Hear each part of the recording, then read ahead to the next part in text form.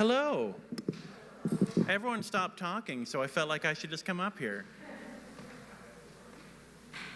Someone left this, by the way. I don't know who belongs to this. Oh, is that yours? It's on purpose? All right. Host is always the last person to be told anything. Oh, okay. Okay, all right. It's because I'm so loud. This is all being recorded. Hello. So for the two of you here that don't know, I am Rob McLennan. I'm the inventor, host, and curator of the Factory Reading Series, which just celebrated 30 years. And I do a lecture series. Yay! I do a lecture series as part of Versefest, which will be happening in this space Saturday at 1 o'clock. And I was thinking recently of the original hosts and curators from the first Versefest, because we are year 13. I might be the only one left standing. Everyone else is seated. So this is the Best of Ottawa. Avonlea Fotheringham curated this event. I cannot take credit for it, but of course, Best of Ottawa, I think, you know, the automatic thought it was, well, Rob should host. It's Best of Ottawa, yeah. Right? Okay. We have three readers. The first is Frances Boyle. She's the author of 3 collections of poetry, most recently Open Work in Limestone from Frontenac House last year. She has also published Tower, a novella, Fish Gotta Swim Editions 2018, Seeking Shade, an award-winning short story collection from 2020, Porcupine Squill, and her novel Skin Hunger is forthcoming next year. It does seem like every time I see Frances, she has 1 or 2 new books, which is, you know, it's not for me to complain. I'm really not in a position to do that. Originally from Treaty 4 territory, Regina, Saskatchewan, Frances now lives on unceded, unsurrendered Algonquin, Shinamag territory, Ottawa, and she also has new work in the Peter Yacht Club, which is available free at the table. At a table? There's a table.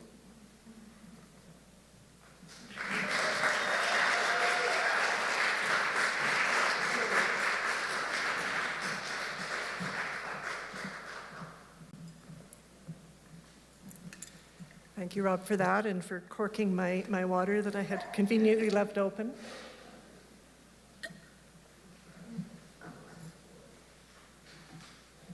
And thank you, Avonlea, and everybody involved with Versefest. I'm just thrilled to be back here and thrilled to be on a program. I mean, whether or not it was called the Best of Ottawa, it's got to be the best possible program that I could imagine myself being in the company of Stephen and Natalie and Liam and Jen.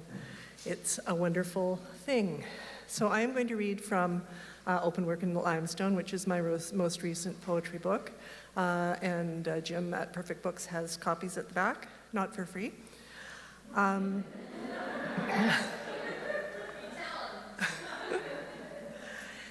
I'm just going to read through some of the poems in the book without too much preamble. It's called Open Work in Limestone. Open work I think of as filigree lace, often the work of women's hands. Limestone is rock, obviously, but it's also deep time. So I'm kind of combining the two, throwing in some myth and the old stories, goddesses, queens, and using a lot of family stories filtered through all these lenses. So the first poem is called November the 1st.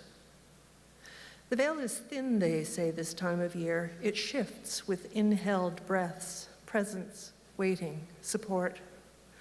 Old wisdom tells us to prepare feasts for our dead. Their souls in transit need our bread, need straw we'll spread for their winter slumber. On Samhain and Zaduski we dance, one brief breath away from their world. The crossroads as far from our homes as wispy threads can reach. What we spill, they'll use to nourish secrets. For us, candles, bonfires, cut open fruit for divination. My mother, born on All Saints' Day 100 years ago, halfway between equinox and solstice, the balance long tilted toward the darkness we're not yet ready to embrace. a moment I might share with her, one of the saints, we children jokingly called her. But it's really the day of the souls when the haunting begins. Candy gone, we'll share sustenance, choose apples, oranges, or pomegranates, finding promise in seeds.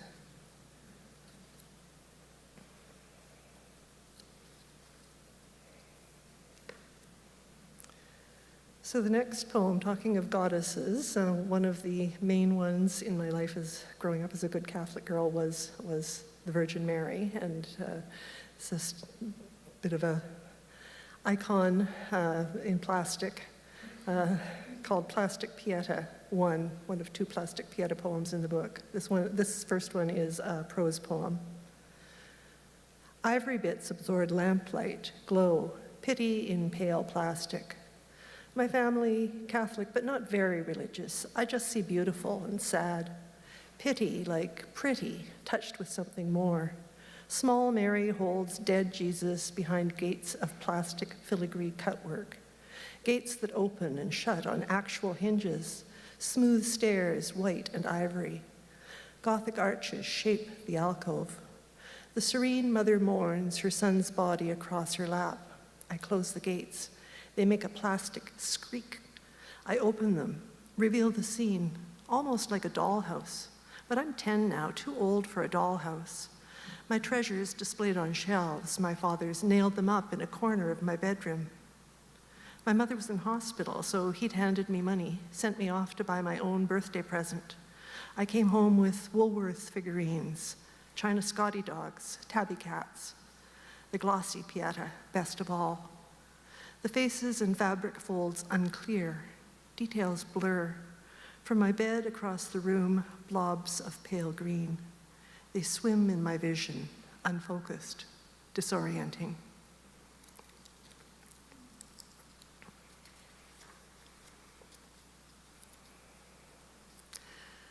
And the title of this one is also the first line.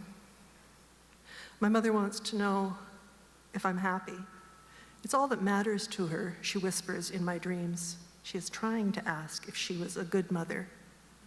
I mumble reassurance, but for years I ached to escape from her, believed it was hate I felt. Did I do you harm? My mother wants to know. I can't answer. In some way, I am wounded, but why did my belly clench, fists tight, when I read that scene in a Toni Morrison novel, a mother continually, deliberately, pricking her baby's skin with diaper pins? Was my horror general or specific? I don't know. My mother wants to know if I forgive her. She clamors with that question. It clatters in my heart. My reflexive, yes, of course, only sometimes feels truthful as rain. Forgive her for being ill? What humane person wouldn't? Am I inhumane to have even briefly let in the scuttling thought that life might be easier if the ones who cause us hurt were simply erased? But death is not erasure. It's the smeary graphite cloud that remains on paper, the pale blurring of old Polaroids. Once in life, my mother asked if I knew I was loved. I recall the yield of her later years, her body soft to my hugs. Younger, she was a bony bulwark against my embrace, guard unassailable. But did I ever feel loved? Asking opens a lack in me, the chasm, fathomless, still unfilled.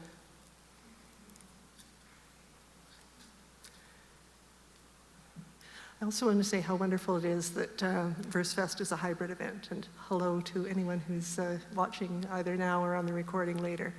It's great to have that accessibility. This poem is called Pool.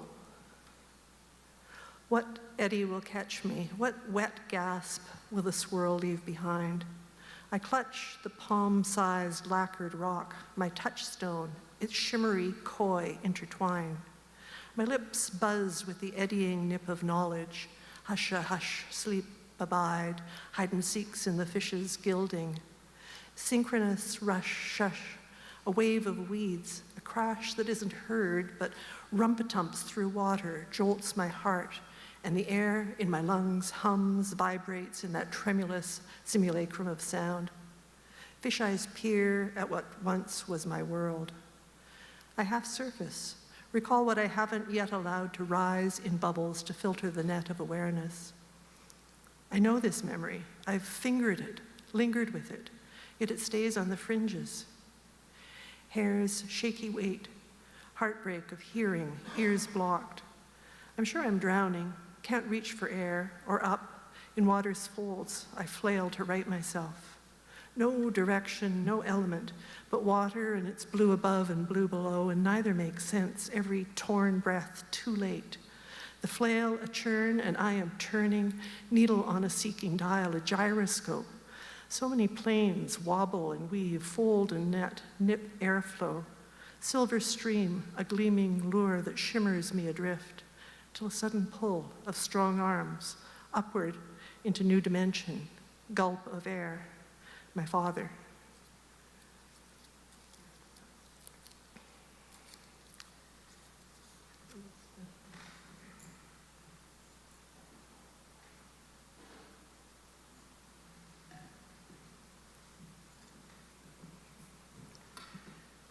This one is called Pegging Out Washing.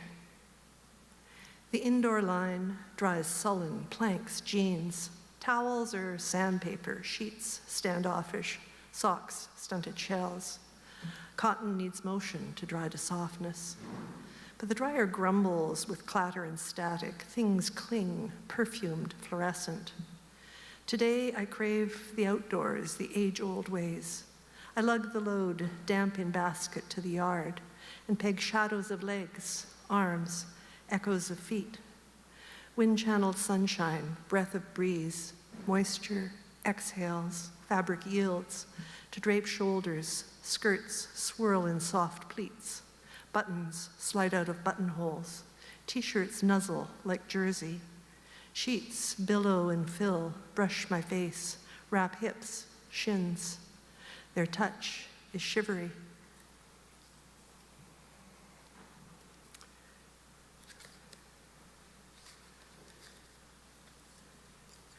And this poem is after the title poem of Ellen Bass's book, Indigo, and my poem is called Ultramarine. I am in an elevator in Las Vegas with my sister. It pauses in its descent.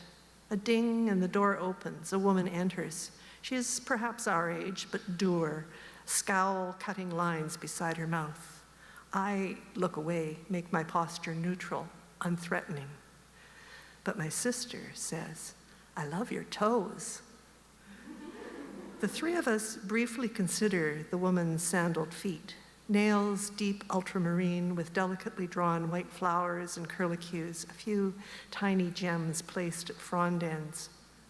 When I raise my head, the woman's face has unfurled. Her smile opens it, enlivens her eyes. A slight flush shows in her cheeks, even in the elevator's stark fluorescence. A shy thanks from her. The doors slide open and we all exit, go our separate ways into the casino's metallic pings, its spins, trills, and chimes. I am not, you should know, a Vegas habitué. It's my debut at this shifty hologram of a city. My sister loves it, comes as often as she can, cajoled me to join her, even though gambling gives my stomach a tilt-a-whirl feel. We have our photo taken at an Eiffel Tower, stroll along Ursat Venice's Grand Canal. My sister's trifling comment gave the woman that smile, a bigger jackpot than the slots. I remember the glow when a friend passed along a chance remark from her friend who said, "Of me, such a pretty face." The grudging praise in my family, backhanded. "For a smart girl," my father said, "you sure can be stupid." I deflect compliments like unearned tokens, roll my eyes, but I've learned the value of tiny packages of praise. Now to try to accept such morsels, to be like my sister, free-handed, offering nourishing tidbits to strangers and to friends. And another sister poem, this one less based in reality and more in imagined, created ritual. It's called Ashen. Perched on the ledge where the track widens, we sisters weigh the questions and the threat, seek safety in the wind's talking, its whispers, its whine among lines and crannies, tenuous plenty we struggle to contain, arms over full. An engine of intensity, a chill off the cliff face settles into the morning air. Wind lifts my hair, and I relive the hillside climb, the narrow trail, the broadening echoes that would revoice my cry, the pages crinkling in my pack.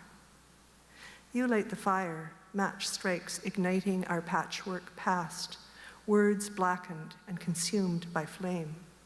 Our spines, pressed to stone, clammy cold conspires to creep through fleece and denim. The limestone, friable as the powdery paper scraps. As we shift, pebbles sift under our feet, trickle or bounce. Far below, sheep. One raises its head, then another. Animals, oblivious to the imperious clatter of scree, the amphibious hearts that dive earthward. A heart, our sister hearts. Our eyes follow the burnt fragments, watch them flutter and turn, brown, crisped edges, scorched umber centers that crumble to dust. Our breath mingles as we sing, and ash catches the drafts, drifts down with the weight of words, obscured by fire tongues.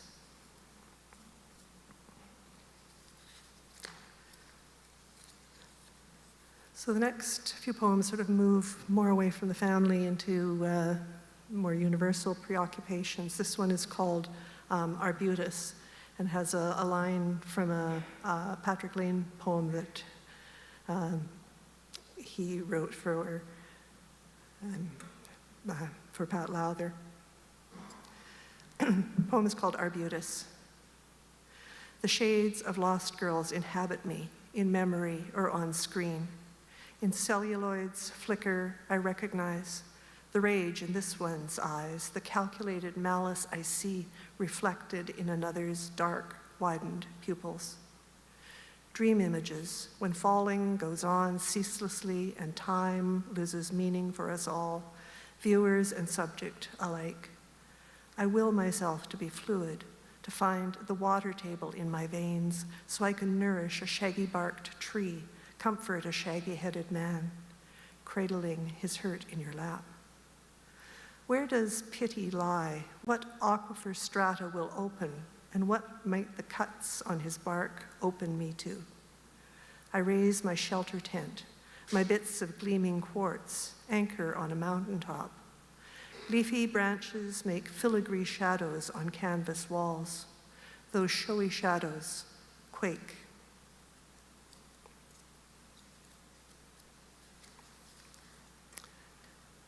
This poem is called Reflective in Itself. And the character Lil is in a number of poems in this third section of the book. I know so little now, Lil thinks. The gleam through drawn drapes could be streetlight or moon. It might even be sun, misted through gray curtains in parallel vertical lines. A world beyond this enclosure, past the yellow of lamp.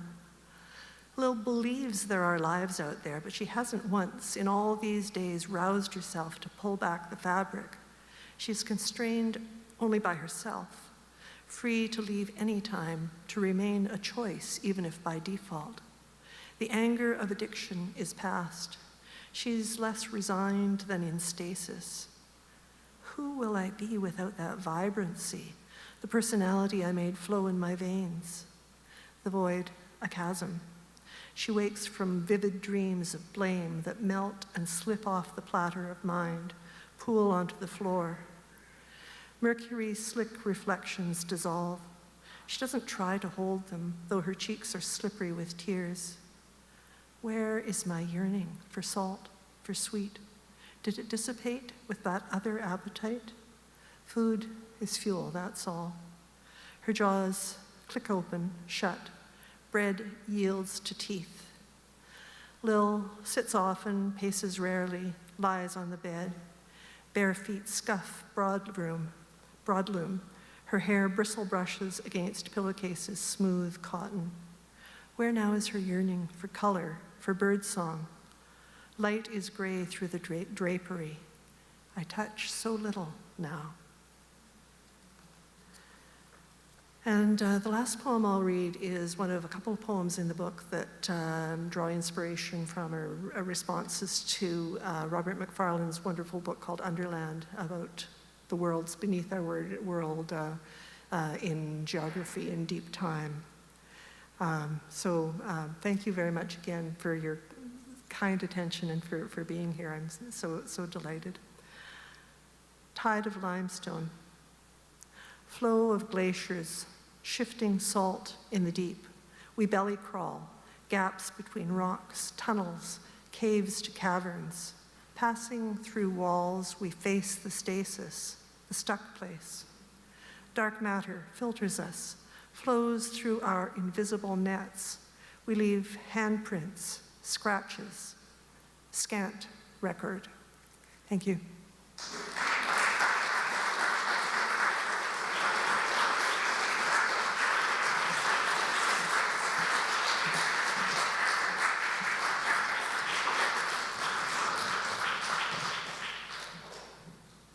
Thank you, Frances. It is nice to hear people read whose work you've known for a long time and people who you dislike. Our second reader is Stephen Brockwell, who is one of my favorite humans. He is a Montreal poet living in Ottawa. His book, All of Us Reticent Here Together, in 2016, won the Archibald Lampman Award for Poetry. Stephen, until last fall, was director of the Tree Reading Series, and after 30 years in IT, Stephen works for ESRI, the Environmental Systems Research Institute. And I will mention also his new book, Immune to the Sacred, which for reasons unknown to me are not in his bio. This came out last year. It is easily his best book. There are copies in a book table.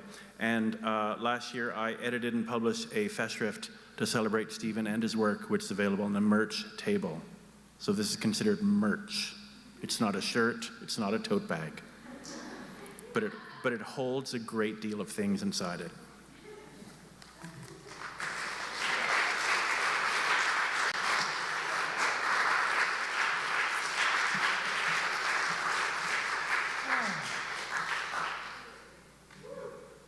I don't like that angle.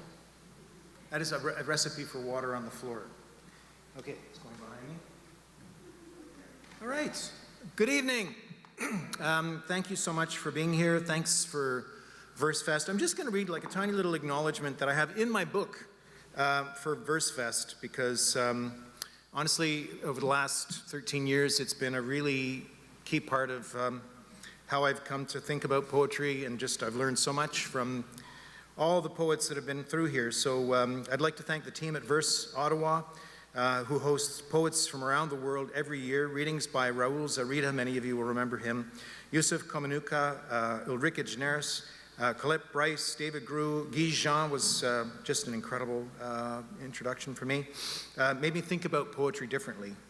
And thanks to Rod, Monty, David, Ivan Lee, and everyone who has led that, and David Steinmetz too, actually, who had to step out today. So anyway, thanks to Versefest. One other kind of acknowledgement I guess I'd like to make, and it's part of this book. You know, land acknowledgements are important things to do, and they're important things to do, I think, with deep seriousness and reflection. So, you know, when the occupation of Ottawa by the convoy folks happened, you know, many of us were sort of made, you know, to feel unwelcome in our own places of residence, right, our own homes. And that had me thinking about, my God, I mean, we're dealing with this for a month or two, and that's something. But I mean, imagine dealing with it now for centuries and generations, right? That these, you know, really, we just live here, you know what I mean? And we occupy this space that really had a very vigorous culture that was living, you know, in a very different way in the space we inhabit now. So, in the back of the book, I've got a link to the University of Manitoba's National Centre for Truth and Reconciliation site, which is really, really good. It's got all of the different recommendations And it's got a lot of really good information about what you can do about it. So I just wanted to acknowledge those things before I get on to the poems. So this one is called Flee the Celestial Glittering of Twilight Phuket Skyscapes. So I've never been to Phuket, I just want to get that out there right now, but I have seen bioluminescent krill, and this is about bioluminescent krill and your hands. There are nights the krill phosphoresce when you drag your hand beside the kayak under a new moon. It's like casting a spell that transmutes silt into platinum, a spiny lobster into a resident surgeon. Look at your hand. Gaze upon your very hand, its palm and fingers, a starfish on the starfish of your body. You are transformed.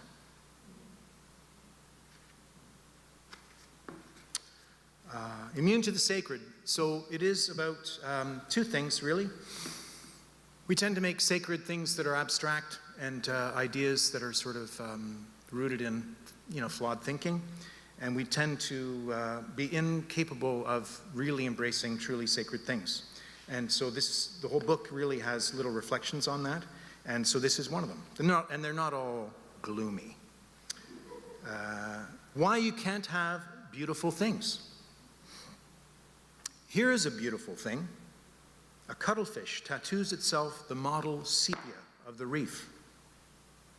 Here is a beautiful thing. The tardigrade clambers up a ladder of algae.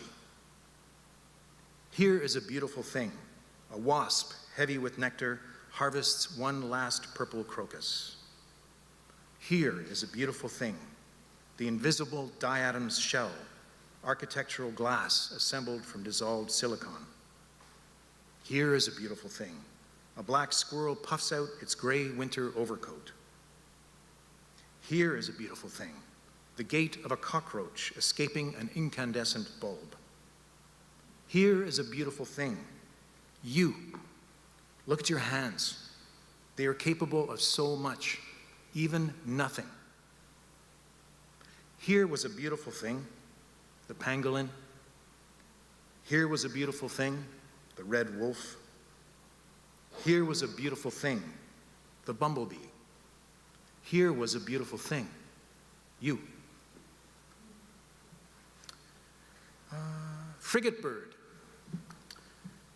So just frigate birds are, they're kind of related to albatrosses. They're big, huge, birds that are ocean faring, and they dive in and they pull out fish, but they try not to get wet. So they don't swim, like a lot of other birds, seabirds swim. Frigate birds do not, because they can run into trouble. So frigate bird, and this all happened. To be shut upon from the stratosphere is no small miracle of gravity and trade winds, but to be shoulder splattered by a carob-centered white dot, an eye of soaring seabird stool, is to be granted the voice of the bard to tap the Saxon spring for expletives. Frank Ebanks tells me the frigate bird is no Canada goose. It plies the up and down drafts with the grace of Martha Graham in a gossamer dance, breathtaking. But it's air-bound, one wet feather, and say goodbye to soaring with the clouds. An exercise in breeding. The frigate class won't get their feathers wet. If they did, they might never breed or feed the brood they left on shore. One takes the privilege of effortless flight to an extreme, cleans its feathers, preens. He hangs out with the clouds as a $10 million southpaw driving his Tesla to the mound, opens the gull-wing doors to throw a slider, nicks the strike box on the bottom left while polishing his alligator wallet. Such effortless excellence is a joke. If geese waddle along the muddy shore, wade near riverbanks to feed on cattails and snails in the algae-plagued reeds, they make a waypoint of cattle-corn fields to graze abandoned cobs. And when they fly, they shit on us with artless abundance.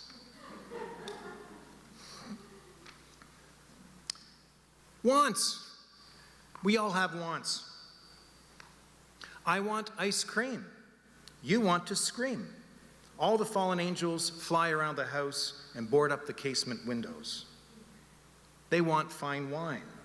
You offer brandy and cider, and all the fallen angels hammer the boards with fists the size of Toronto. The dog in his bed covers his head with shaggy fashion wallets for paws, and all the fallen angels adore him, praise him, and sigh, as trumpets would sigh if they could. You crawl up to bed, cover your ears. I crank the volume on repeats of Cheers, and all the fallen angels eat ripe Dansom plums and watch Ted Danson wash glasses. So there are a few psalms, because it's a book about the sacred. I guess there ought to be a couple of psalms or so in there. And so this is laser scanning psalm.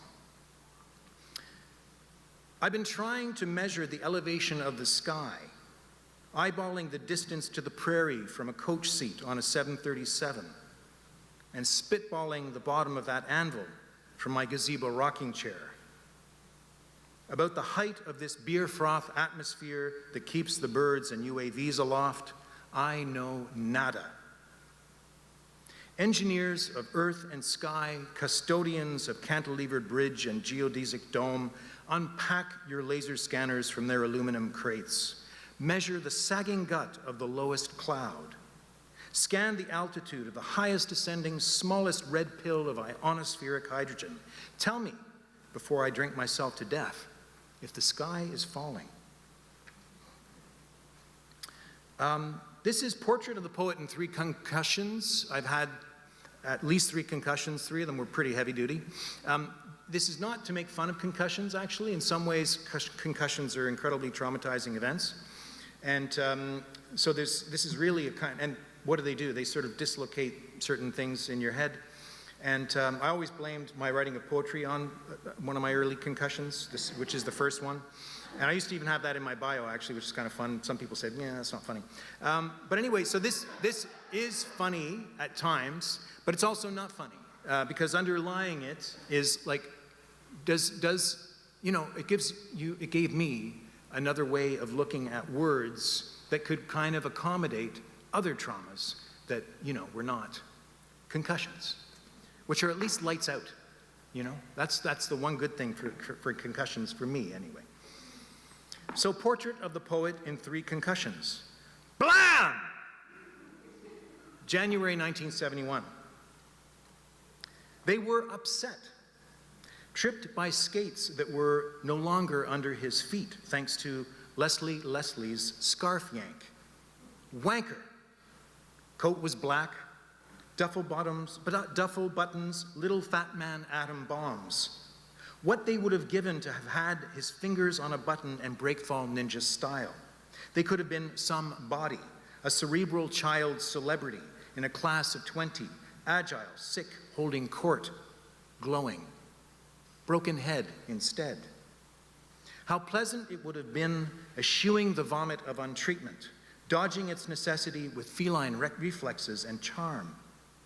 On the rink dozer front, all quiet. Good lad. No screens to exacerbate his eyes. How did they carry him forth to the couch in the principal's office? Hero or stoat? Hoisted or hauled? Did his blades drag on the snow, his first illegible scrawl? Dr. Bradford intoned, diffuse axonal injury and celery obfuscation of cognotion, do not to worry. Details of the neurological short circuit, short story, escaped him like the tomcat in the backyard, hauling its scarlet cardinal home. Kapow! September 1981. Coach rant on the pigskin scrubland mudflat. You hardly coddled mallard egg mandrake root monkey. Yoke's on you, coach. Well, on your shirt, florid as forgotten summer days. Mind your manners, Midland mustard skine. Enough with your paunchy sauces and patriarchal sausage fillers. Monday is all awful, no wheat. Stuff the whole organ in its church of the evaporated soul, organically sourced stomach casing. At the back of your monde, a deformed sphere of distress, antebellum, cerebellum, off balance. A helmet must always intimately wrap the head, swaddle it, cradle it with mama bear zeal. The helmet gives birth after the whistle, a fractured cesarean of tender eyes, lobes. What orbits these days but a contusion of worldly matters and heady regrets that seem a projection of your and his disorder, in eternal distress, your disinclination to ruminate on more than cud. Watch the sunlight catch the satellite of your delusions on its re-entry. On the horizon, it burns by. Crack! Summer 1991. I don't know why my concussions are every 10 years, but no catalog of my rating of the neutron and the whatchamacallit dent right. The sin apes and their violent scribbles, ion the tree sand. It will all be sand. Patience. Skittish pug, your curls alarm me all morning with their Tesla coils. I'm shocked. No more bleeding. Bream me up, little brine flesh, in a sea flood of sea blood, all season with your suffering microplasmatic gill spasms.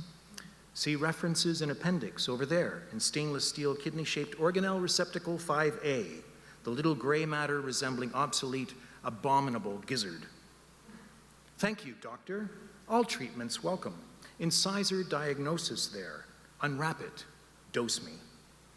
If ever I had a mandate, that calendar is obsolete. Julian, so long. Mayan, goodbye.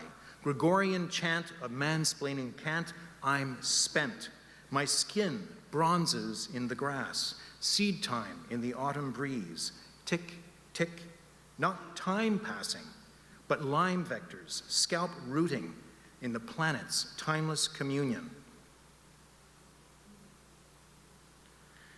One more psalm.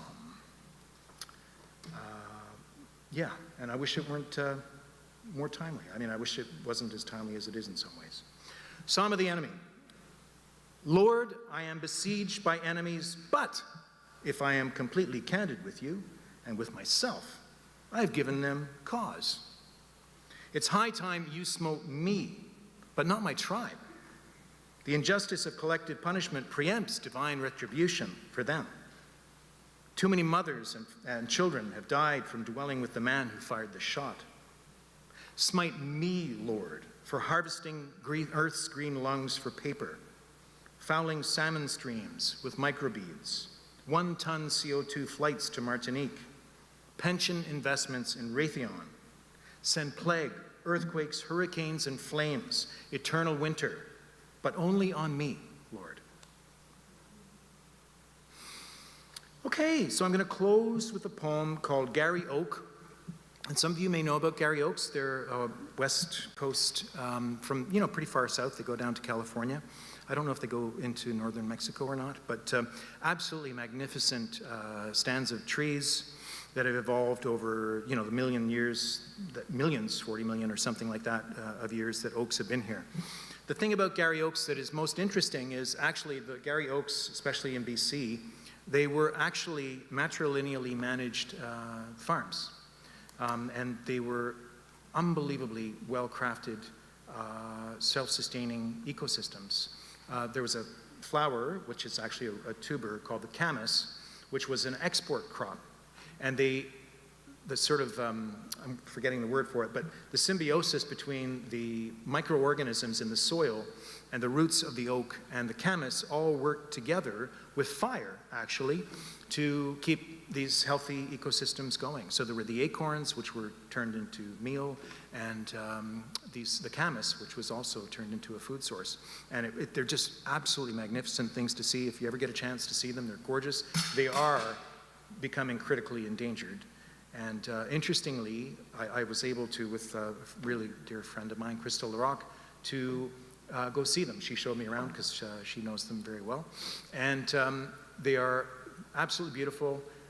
And unfortunately, the Aboriginal people that are there, this is the legacy, really. They're not really interested or even have the sort of knowledge left to be able to kind of sort of, treat them and cultivate them in the way that they need to be cultivated to be sustained. So that's a real profound tragedy. But they're unbelievably beautiful places that are really vanishing as we speak. This is just like an inventory of species. The sharp-tailed snake under the canopy. The Pacific great blue heron pausing in a mire. The short-eared owl, half awake, 10 meters up, invisible. The band-tailed pigeon fluttering, oak leaf in its wake. The northern pygmy owl awake, silent, eyeing a wren. The purple martin darting to a nest in the top branches. The peregrine falcon scanning above the canopy. The Lewis's woodpecker breaking bark. The dun skipper using vetch for cover. The moss's elfin feeding on stone crops. The western bluebird and meadowlark. The common wood nymph pupating in the purple topgrass. The island marble unfurling its wing foliage. The tailor's checker spot chomping on speedwells. The island blue pausing on a fawn lily. The zarine fritillary, the shield-backed bug. The robber fly Doppler zipping by your ear. The western pond hawk orbiting. The yellow-legged meadowhawk airlifting prey. The tail-dropper slug lubricating leaf meal. The Roosevelt elk unhinging its forelegs, tasting the air. The Townsend's big-eared bat asleep. The ermine cached under the banded cord moss. The twisted oak moss draping an acorn. The Pacific gopher snake gleaming in transit through the meadow. Geyer's onion, farewell to spring, coastal woodthorn, common blue cup, Nuttall's quillwort, blue toadflax, California tea, white-top aster, poverty clover, McCrae's clover, Howell's violet, dense tuft-haired sedge, winged water starwort, green-sheathed sedge, foothill sedge, golden paintbrush, Victoria owl clover, Muhlenberg's centauri, Kellogg's rush, smooth goldfields, sharp-pod peppergrass, McCoon's meadow foam, fern-leaved desert parsley, seaside bird's foot trefoil, dense-flowered lupin, small-headed tarweed, dwarf sandwort, needle-leaved navarretia, rosy owl clover, white-lip rain orchid, fragrant popcorn flower, bogbird's foot trefoil, the slender woolly heads puffing their tops, the water plantain buttercup broadcasting the sun, the bear's foot sanicle wilting, the coastal scowler's catchfly on the small flowered tonella, the bearded owl clover, the Howell's tritilia, the yellow montane violet, the California hedge parsley, the Gary oak and its fire-resistant bark that leans away from untended Douglas fir, the arthritic knuckles of the limbs and branches high above the meadow to limit fire spread, the moss on the low branches withholding rain, watering lichen to decompose the branch before it falls, the raven on a branch, the mite under the raven's wing, the twig, the caterpillar on the twig, the leaf, the aphid on the leaf, the ant collecting honeydew, aphid ambergris, the bacteria in the aphid's host cells, the yet-to-be-named microrhizomes under the camas, signaling with purple flowers a forgotten, abundant underground promise, and you, snapping a selfie under the oak's shade, your boot soles compressing living beings that thrive in 4 millennia of cultivated soil. All drink water from a single blue reflective sphere. Thanks.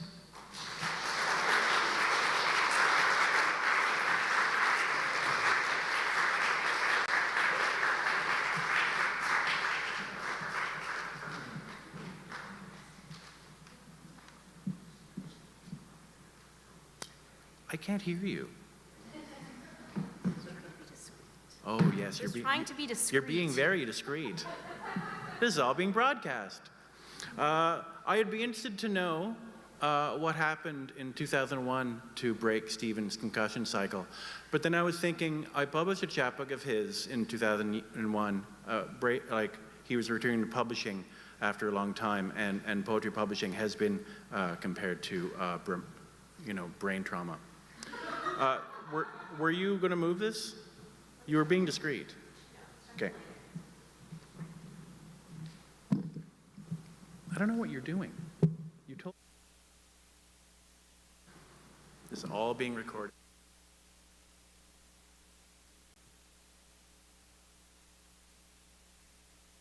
We should have had a meeting. Our third and final reader is Natalie Hanna. And if you've spent any time with Natalie and not been just immediately charmed by her brilliance and open generosity and just wild genius talent, if you've not been charmed by those things, then you have to just consider that you're a bad person.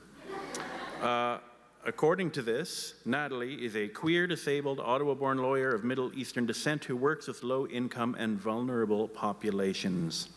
She is the author of the poetry collection Lisan al-Asfour, which came out last fall, and some of us have been, we knew 30 years ago she's going to have a first book and it's going to be amazing. So, you will hear it and then you'll go buy it. And 13 chapbooks, including Dark Ecologies and Concealed Weapons, Animal Survivors, Infinite Redress, and Machine Dreams with Liam Burke, the last of which was nominated for the 2022 B.P. Nicol Chapbook Award. Her poem, Light Conversation, received honorable mention in Arc Poetry Magazine's 2019 Diana Brebner Prize. She runs Battle Axe Press, a feminist-focused small poetry press, and she is accompanied by two other people, which I will now read the bios for. So I'm up here for a while.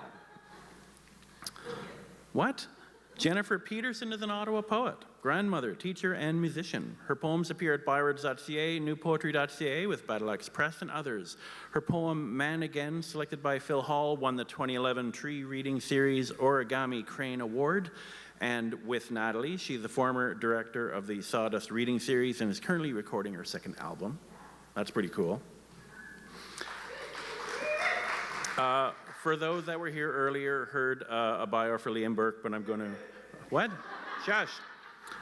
If you didn't hear him on guitar earlier, just think of like a Pink Floyd kind of vibe, like a mellower version of like Shine On, You Crazy Diamond, like that kind of thing. His bio claims that himbo, lives in Ottawa, Canada. He is most recently the co-author of Orbital Cultivation. I am so glad I'm losing my hearing because I have no idea what he's saying. What? Shush. Losing my hearing. Happily losing my hearing. Orbital Cultivation with Manahil Bandakwala, Collusion, 2021, and Machine Dreams with Natalie Hanna. I believe we've been through that, which was shortlisted for the 2022 B.P. Nicol Chapbook Award. Man, I should have read these before. His poem, Can We Locate Souls in Space? The Pairing Problem Solved, co-written with Manahil, was shortlisted for the 2022 Austin Clarke Award. Cool. I'm going to go.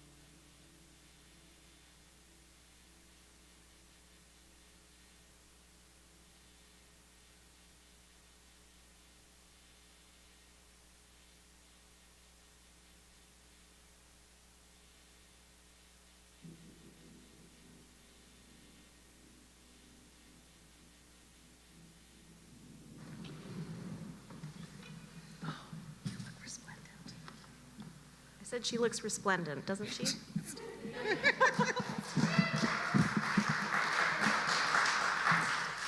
Very much appreciate all of the trouble everyone is going to trying to prevent me from falling over and trying to get me into the light so I can see what I'm reading. I cannot tell you what it means to me to be back at Versefest for the third time and to get to perform for all of you with my partners in literary crime, the three-headed monster, Jen Peterson and Liam Burke, on a night where so many of our amazing friends have been performing. It feels really, really special. I also want to say thank you to Anik McCaskill, who's present in the room, because Anik, without your support, this book might not have found a home. So it's, and so thank you very much for being with us tonight. I just wanted to give a caution. You know, this book covers some pretty heavy themes: culture, loss of identity, legal issues, political issues, and tonight's reading bears a content warning for racialized violence. If you need to leave, that is okay. If you need to come and talk to us afterwards, that is also okay. So, thanks very much.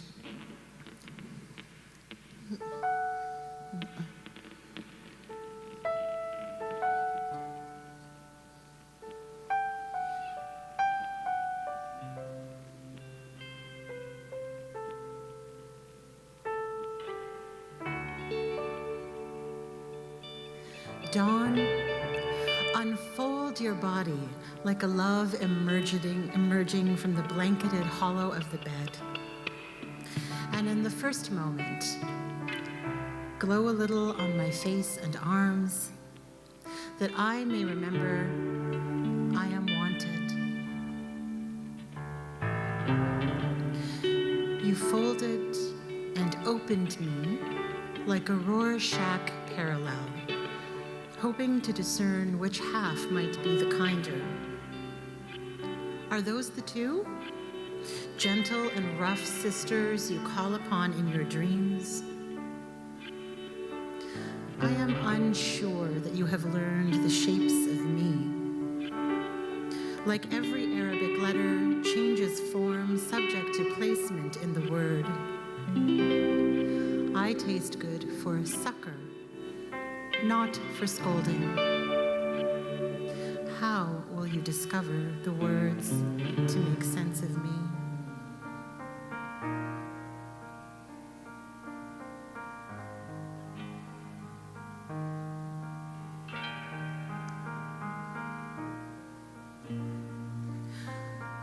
Mother looks at me post-Sunday dinner as we gather in the roost for mother hens clucking. Over ominous coffee grounds in cups, she says, something bad will happen. Bad things happen to prodigal young.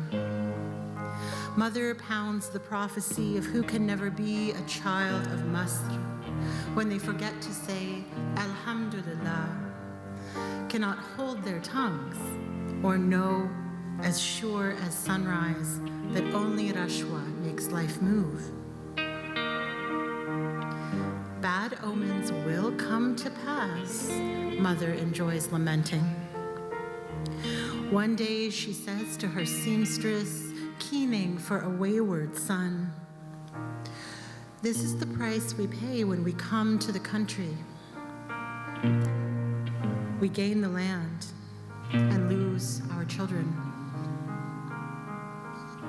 When it's over, Mother looks at me and says as casual as you please, there is nothing Arabic in you. I defend with all bloodkin. I defend, go on listing every food I've ever made, lay out a feast in words of recipes made by feel that mother, grandmother, great-grandmother taught me. I defend jasmine, rosewater, orange, sumac, hibiscus, mangoes. I defend the common dialect stays in my ear, if not on my stubborn tongue. I defend white baptismal gown in the desert Kenisa, a sea of black-robed abunas chanting Kyries as the incense rises in crumbling photos. I defend with those who ask my hair and skin of their homeland. I defend the pressure. I, too, a bad thing, half of what you'd forget. I defend softly.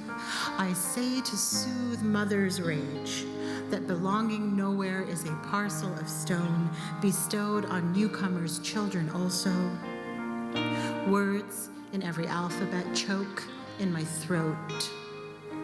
Mother, how could you think I do not know? I, pulled apart, cleaving to the shore of your youth as we root in this land. I, pulled like halawa until I am thin and dirty.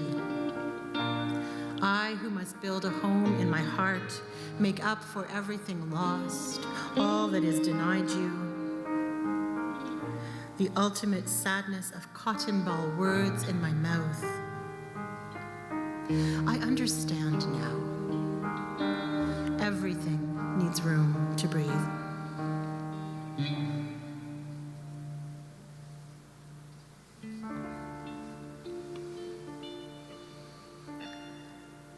Do not stand up as a witness against me. Kin, how do we speak? Does the sound arising from our mouths reach ears with nostalgia or with pique? Sucking teeth, tongue between gaps. How do we speak? Hand in open position, asking for yours. Hand on my shoulder, a kiss on each cheek at each hello. How do we speak? Screams erupting in flocks from branches, we learning serial phrases, cautious as words plunge into the pit between songs of celebration. Beloveds, how we too speak. Posture of rest, of cooking, cup of tea on saucer extended. Open your mouth. Show me what flaps about inside. The want, the trap of simple joys held onto forever in case we are never rich enough to taste them again. Let laughter testify in favor of our continued existence, as much as the dichotomy of mended seams and fine silk, a stitched together syntax of needlepoints so vast we could step inside, run away forever from all sorrows. For we speak in the meter of doubt. We speak fear by question. What is the life of each of us worth? We speak in thanks and apprehension. By the grammar of eyes counting children's heads in the yard. My kin, my heart. Do not stand up as a witness against me. When we step into the next life, what sound will our speech leave behind?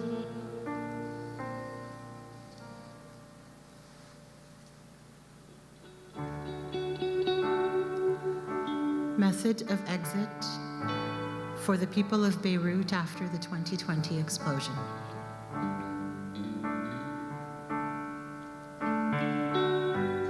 In the August heat wave, eyes sway a little, while your right hand strums and the left hand frets me through Otis Redding's soul on the other end of the line. I dance alone tomorrow to feel the wind sweep my hair as your hands watch each other lying curled on your thighs, awaiting a call to action. Curled around barbells, forks and knives, maybe the laundry, looking for something they can do together. The method of exit is brutal, we say, referring to the end of days for all those committed alone to hospital wards, untouchable. And think of those hands who did not wait until they lacked the strength to court the end. Tonight, my hands cooperate to chop the food, shimmy the pan, while the hands of a woman in the port of Beirut pick at the rubble that may contain the hands of her husband having come to rest, cupping the back of his head against the falling sky, while a grandmother in the heart of Lebanon sets her hands side by side, playing Auld Lang Syne on the piano amidst the debris of her ruined flat. We still find tiny occupations for fingers. Knit them together. Tell them this is living now. Command your hands to set down their distractions. Turn your key in my door. Come hold fast to my own. This could be the last time the silk of mine pairs with yours. A cradle in a cradle, until I am only my breath, and then carried upon it, and then.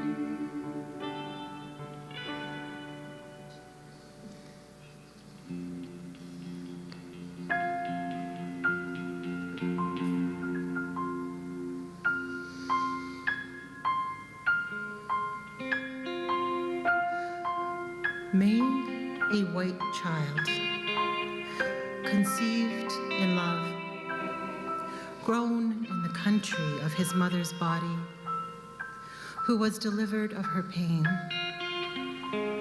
May a white child, fed from her milk, whose cheek was cradled by her hand that marveled at his softness, whose cries were tended in the night.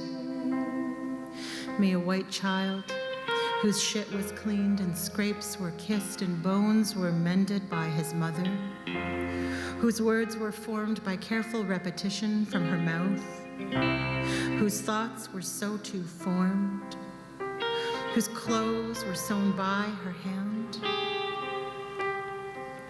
May a white child whose games were played in the summer grass, whose questions were counseled by the best of his parents' knowledge, whose family delighted in the sight of him, whose brother was consoled by his love against tyrants.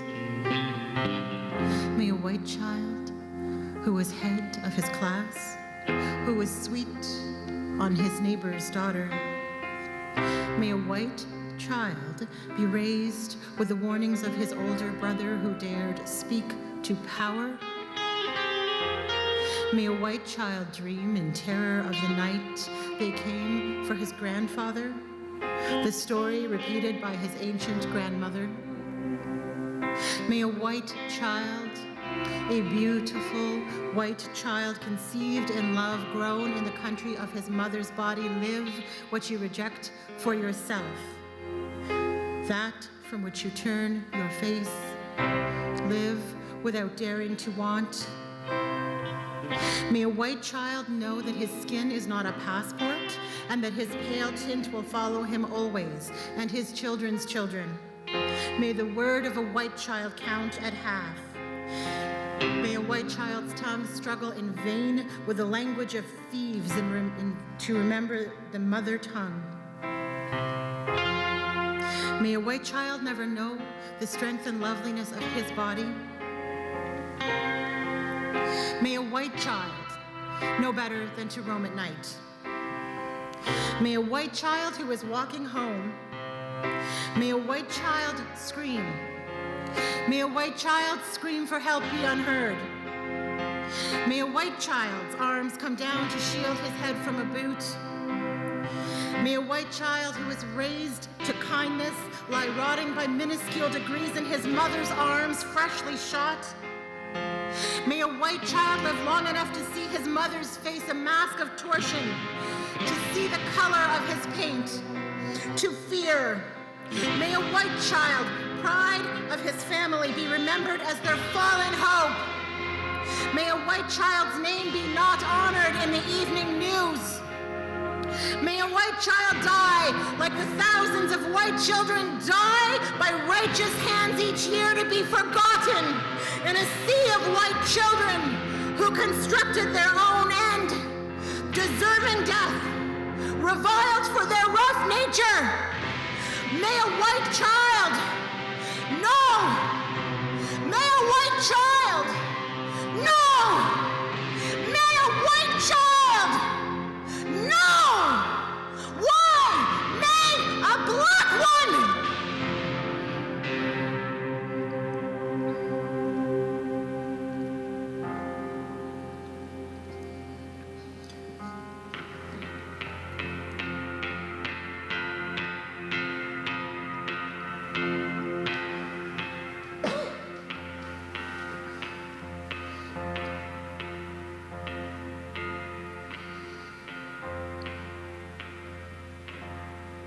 I kiss the floor.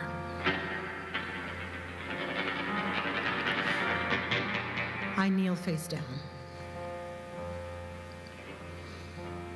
A perfect kiss. A perfect stone. A sheet spread before me in the light from the oculus above. I cannot maintain this posture. I rest my forehead, rest my cheek. I lay my shoulder down. My hips roll softly, my belly cools. The stone does not accommodate. My limbs melt instead. My hands become a pillow. My spine shifts and snakes. It hurts. And it is holy. It takes my heat. And it is holy. My hair is a thin blanket for my skull. My thighs are naked. No one watches. Only me cataloging my destruction to stave off madness, praying no reincarnation. And now I cannot rise, because this is the heat death of the universe.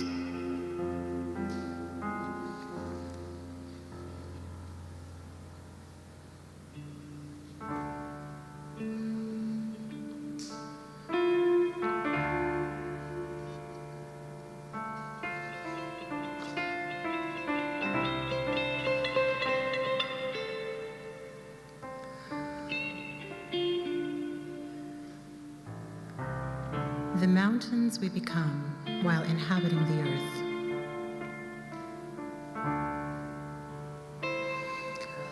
Let us talk instead of the honey we expected to glaze our lips by the time we knew the path of the evening sun so well as to take its glory for granted. Let us sing an elegy for embroidered galabeyas handed down by our mothers we imagined wearing in the gardens. So tender did we think our limbs would remain, every precious moment of light illuminating our changeable faces, never knowing it is possible to accrete stillness over lifetimes, such that we bend to the law of mountains. Everything obeys some law. We didn't know we'd smash tectonic woes so large into existence, or how the tears would wear us, how the wind would sand us smooth. Where a crevice might occur, we thought to offer water instead of to receive it. Now we are mountains, and the evening sun sets on our faces, decorated in equal measure in fragrant cedars and colored flags of adventurers who have made their mark. Inside, we are still posed in dance, fossils in gossamer, thinking how small and simple were our songs once. But the law of mountains is greatness, to make fearless those longest nights when we care not what scales our craggy shoulders. Offer Ruth for the mountain that knows only catastrophe can undo it.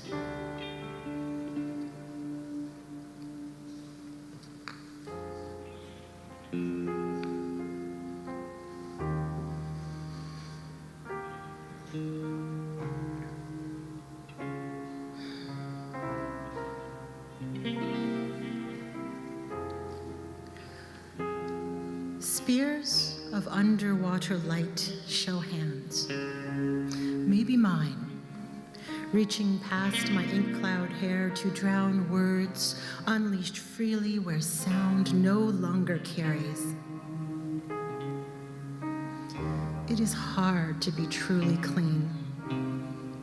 On surfacing, feet gather sand, the body a magnet of detritus, an enemy, how different I feel now. Console me. I close the night inside me. Behind my eyes, galaxies created by the pressure of my hands.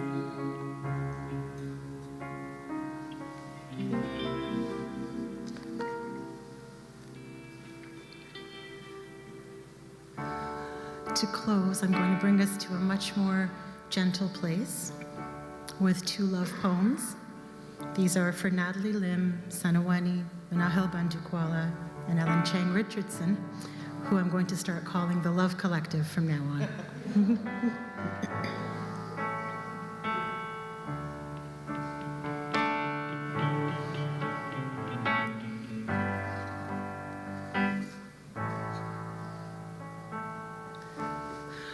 On the run with the cult of Saint Cecilia, beheaded, unrepentant.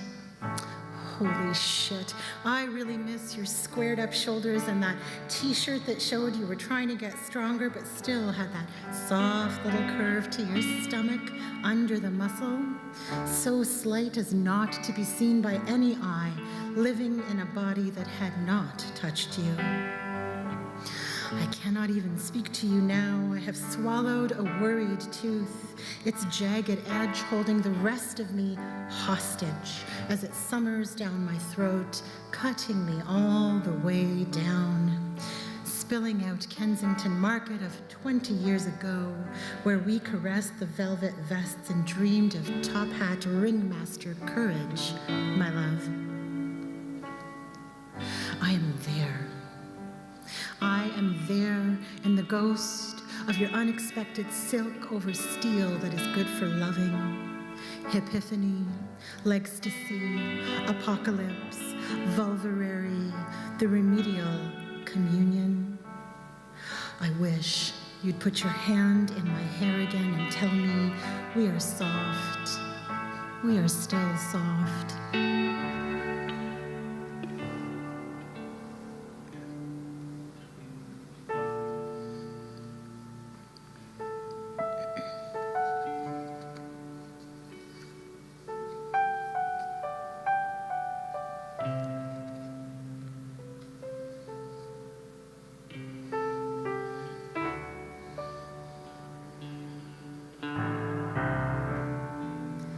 The night mist on the water rises.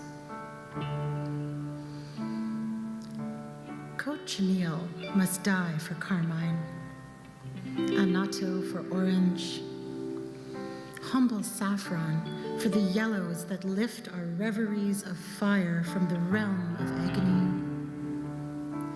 I blend paints and remember not every loss has to be a tragedy. You are coming back to teach me that fire is a dance we never master, Its very story, made of hunger, desperate to swell its ambit. I dream and dream of creeping flames that press my feet and won't be snuffed. To love the water is to thirst, is to quench, is to soothe, is to soften, is to mirror, is to drown, to evaporate. In this dream, I walk into the river at night. Let it cover me and take my brine, drag my clothes, fan my hair, prune me permeable until I can barely pull the weight to shore. In the illumination of our story, the night mist on the water rises as I gather coolness to slow you down. From a distance, my hands beg you, wait. Trace every scar that confesses my body with your pointing finger. Tell the winds that blow you to kiss my arms with cedar fronds. Hold out your arms to me from there. Someone who cannot understand what happened will pass by and paint a portrait of water waiting to suffocate a fire dreaming of rest. Within confines of the canvas, our bodies and the forest become incense, rising steam the closer we come. I am running out of time to tell you I love you, that the echoes of our losses don't matter. To adore a fire is to hope, is to long, is to fear, is to burn, is to die, to forgive and to heal. Beckon, I beckon you, I beckon you, beckon me. Let them remember we held hands in the end, ignoring the placement of our feet, making up steps they had never seen. We invented the archive of our love by what we left in the ashes. The cultists know we died entwined, and the joy grew from our cinders. Let us now become ink. Let us tell our own story.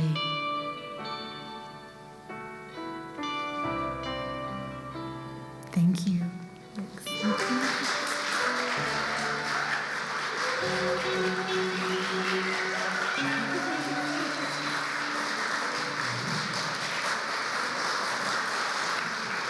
Thank you.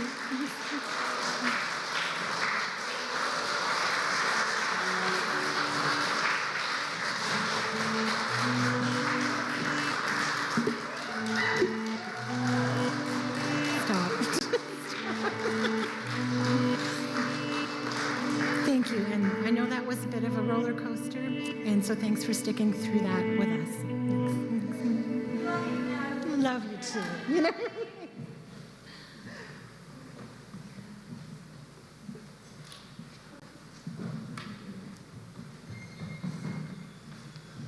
That was great.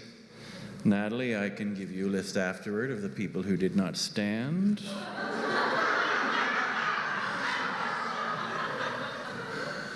Made a little list in my head there. Round of applause for our 3 readers and 2 accompanists.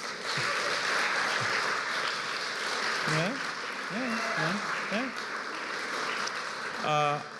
All 3 of our readers tonight and even 1 accompanist have books over there between book table and merch table. Is yours books or merch?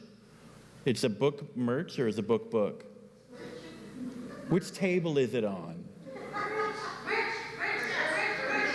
Where are you right now? That's maybe start with a baseline. I'm pretty sure I'm outsourcing my answers. Okay. I'm going to stop talking to him. Okay, so we have a little bit of housekeeping. Obviously, most people here know that this whole week would not have happened without Avonlea.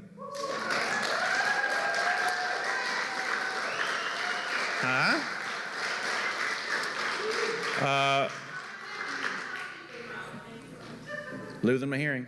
But I should also mention that we have like sponsors and stuff without whom we could not do any of this nonsense. So we reasonably need to thank the Ontario Arts Council, the City of Ottawa, and the Trillium Foundation, and you know, volunteers and maybe even him. I will invite, yes, all of you to the hospitality suite afterward. You are welcome to come and join us for, I guess, hospitality. It is at the Embassy Suites Hotel, starting now. Now. Although this was written a few hours ago, so. Okay, it started 2 hours ago, but no one was there to enjoy it until I read this aloud. And now, well, we have to all go now. Now! Thanks.